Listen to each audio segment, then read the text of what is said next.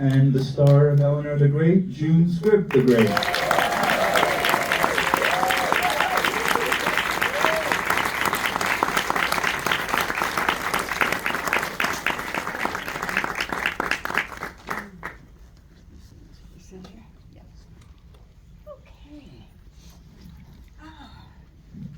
Hello, everybody.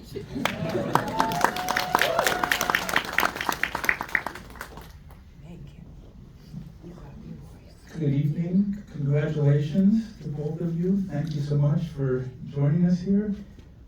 June, I wanted to ask about the development of this because people might think that the director, who was a first-time director, as we'll talk about her, that she was looking for you, but in fact it was the reverse. You had this script years ago.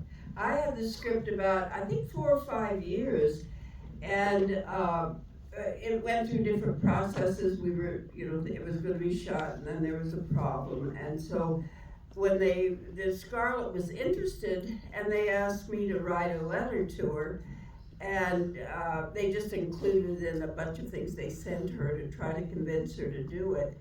And she wanted to do it. She was kind of like me because I think they felt they were going to have to talk me into it. And I said yes immediately after starting to read the script. So, I did send her a letter, and I'm sure it was, I don't even remember it, but I'm sure it was something like, "Dear Scarlett, will you please come do this film?" But she wanted to do it anyway. It was not the letter was not a breaker of anything. What's so important here is that whoever the actress was going to be who plays Eleanor has to bring, on one hand, a seriousness to the role, but also a humor and a levity and a lightness of touch. Did that appeal to you right away? I mean, you've done that for so many years now. Well, it did appeal to me, and it was written in. The humor was written in. We didn't put it in. And it was something that Tori Kellyman was she was very, she wanted that in the film. She wanted the humor. It was her grandmother, really, and she felt her grandmother was very funny. So she wanted that in the film.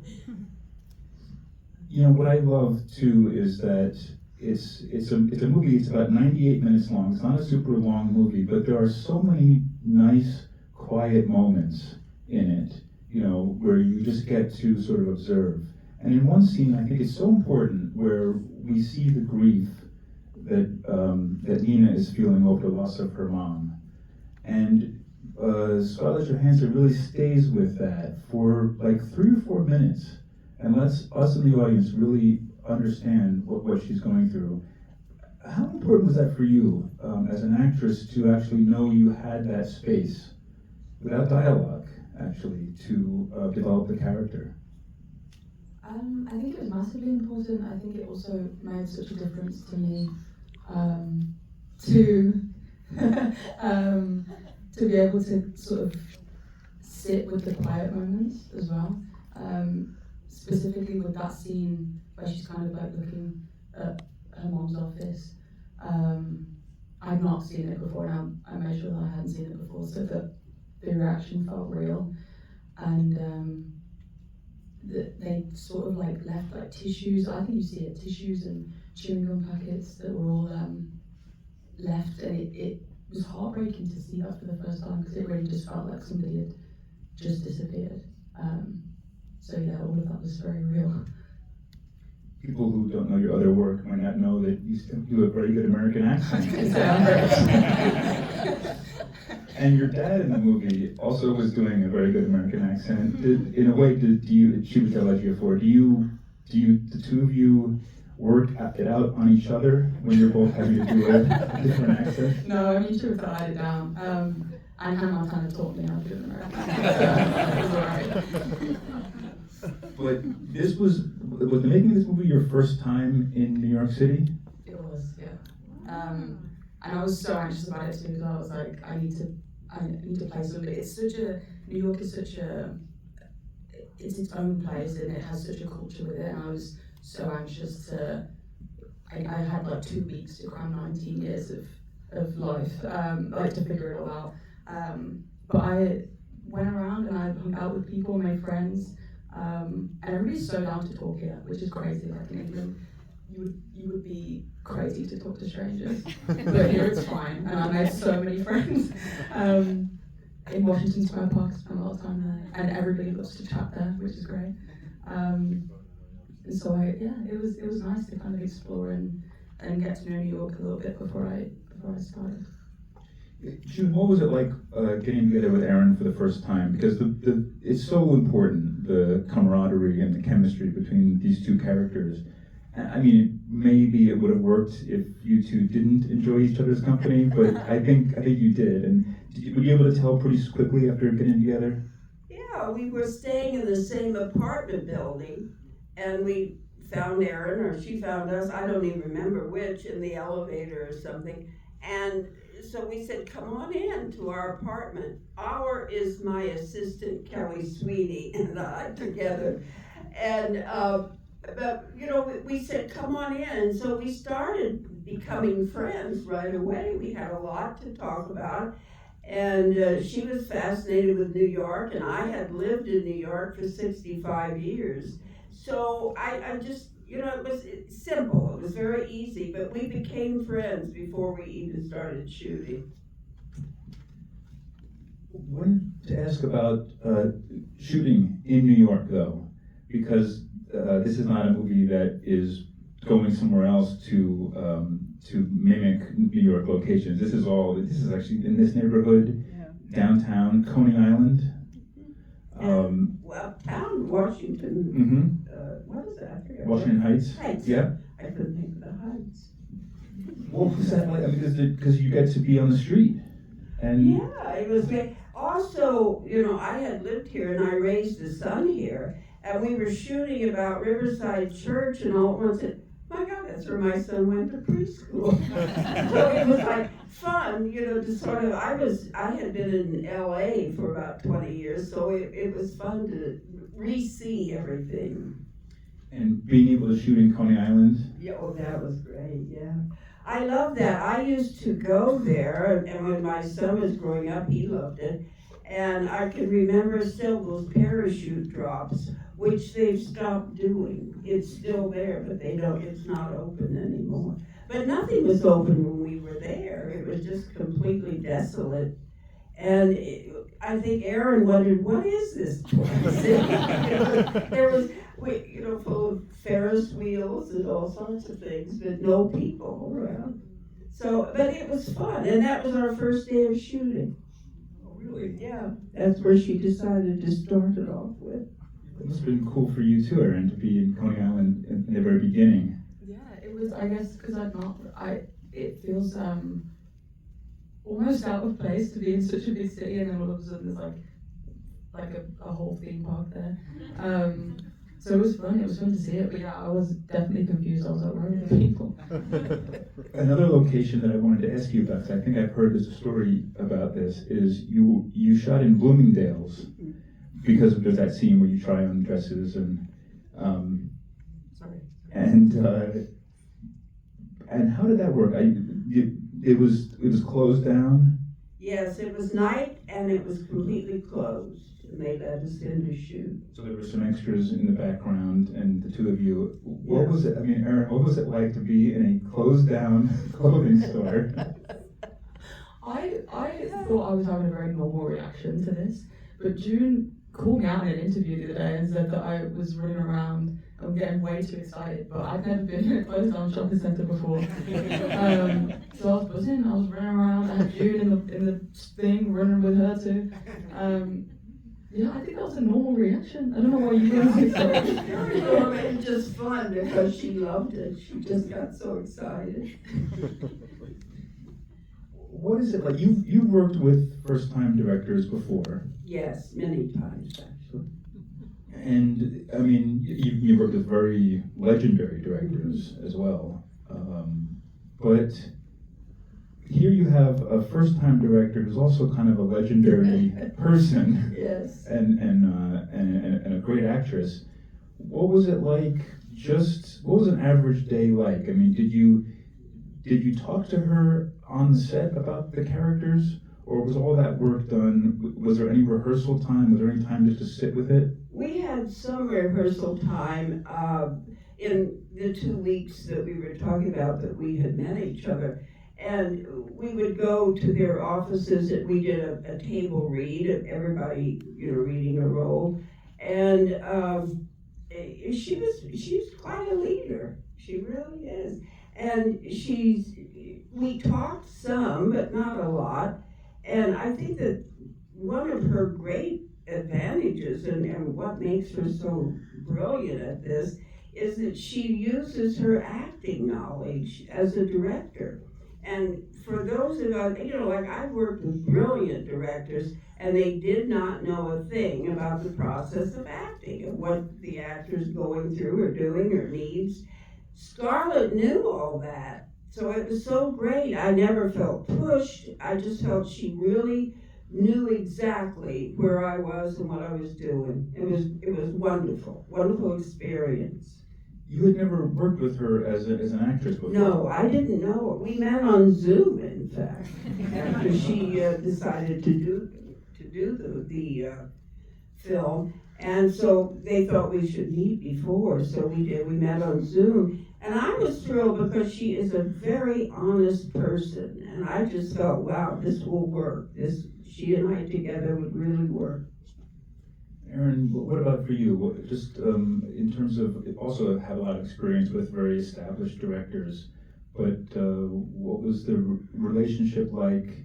Do you sort of feel the same way that June does, that she could rely on so much of her own experience to help guide you? Yeah, definitely. I agree with everything June said. Her communication skills are top notch, and I think she, obviously, as actors, we all needed different things, but she, I guess, figured out very quickly what we all needed and how to communicate with us to get the performance that she wanted out of us. And she's patient and considerate and understanding. I literally couldn't ask for any more in a director. She's brilliant. You both, but especially Erin, have to cry on camera here in the movie. Does the patience of a good director really help when the day is calling for a very emotional scene that requires more than most of us can conjure up?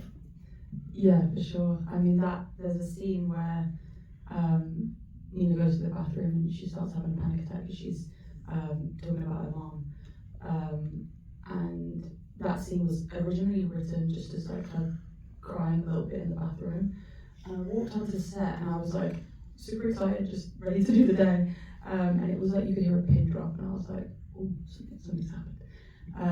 So I was like creeping on, I was like, is everything okay?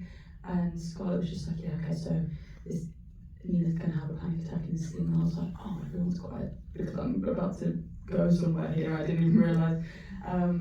But I just never had that before. I'd never had somebody take such care around the environment of the set to make sure that I was able to go to the place that I had to go to there, because it was very real. And I wouldn't have been able to get there unless she created that environment. And I think we did 2 setups, and they swapped the lens in complete silence. And I just stayed in that spot whilst they changed it. She didn't want me to get out. And she kept checking in as well throughout the takes.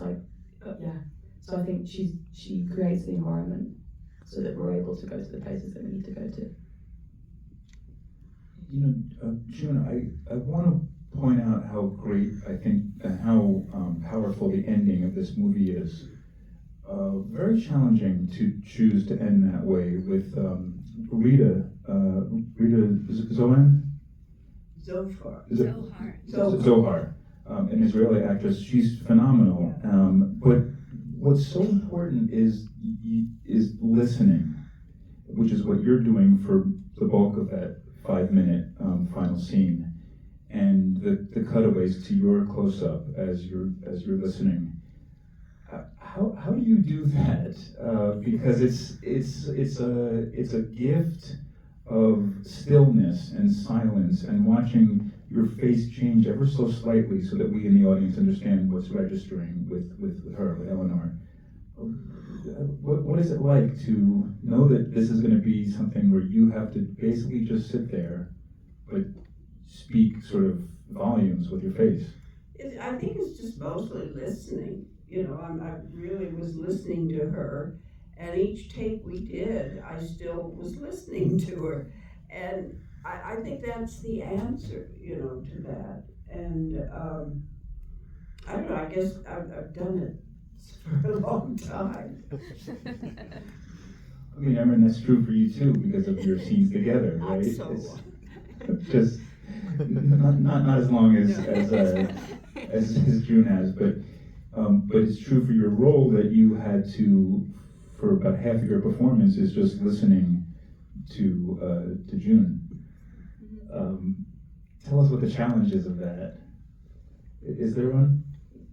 I don't think so. Not to listen. I mean, June is an impeccable scene partner, so every take is different and interesting, and so it doesn't feel like I'm having to like force my face to look like I'm listening. I'm listening to her. I find June very interesting. I pay her for that. And June, I want to ask about actually the very last shot of the movie is you getting in bed and saying we're not going to turn the alarm clock on. And then this key choice, which is that your eyes are wide open, excited about the next thing, basically. You feel almost more exhilarated.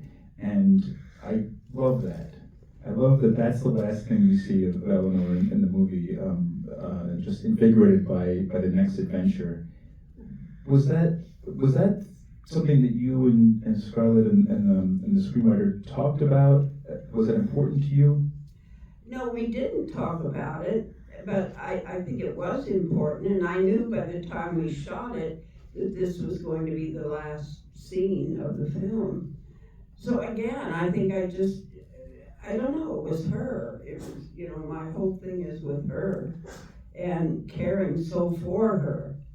And that's what led to that. Also, I don't want to end this without mentioning that in November you are going to be on Broadway. Yes, I am. Everybody come to the Helen Hayes. The Helen Hayes Theater for Marjorie Prime, a great play. What's your relationship with New York theater? I mean, does it go back as many years? Well, I came here in 1957, and I started working fairly soon. My first was off Broadway, but I was on Broadway, and I think it was 59 in Gypsy. That was my first Broadway show. And I did a few Broadway shows, a lot of off-Broadway, regional. I was in just theater until I did Woody Allen's Alice. That was my first film, and I was 61 when I did that. Wow. And now, this is 2 years in a row you've had the leading role in a major movie. Thelma last year, now this.